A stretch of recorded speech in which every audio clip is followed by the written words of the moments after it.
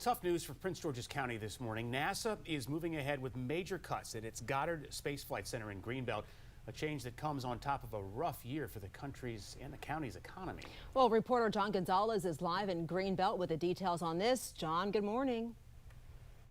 Hey, Adriana, good morning. Yeah, the top leadership here at NASA is moving forward with plans to close 13 buildings. We're told it's about 100 labs here at NASA Goddard in Greenbelt, Maryland. And of course, it is a tough time for the county. The effort is part of a long-term master plan. We understand the closures will happen by this coming March to reduce the campus footprint by 25%.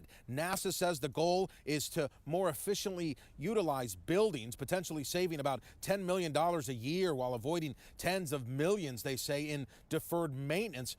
But critics warn the accelerated timeline could hurt Goddard's scientific capacity. Earlier this year, NASA began offering staff buyouts and early retirement programs. The Trump administration has proposed cutting NASA's funding by 24% next year to streamline operations. And for Prince George's County, the timing hits hard. The area already lost 6 flags. The Washington Commanders, of course, are leaving. And the planned FBI headquarters here in Greenbelt now faces uncertainty.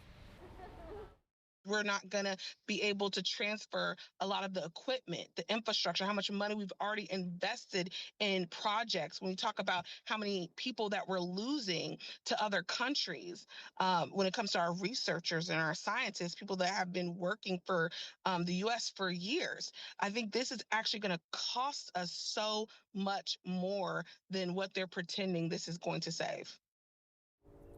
County leaders say this is definitely a wake-up call to have a stronger, more resilient economic plan. The vice chair tells me that they are already looking at national harbor-style development for Landover and Bowie to replace the stadium and that anchor that once was an amusement park.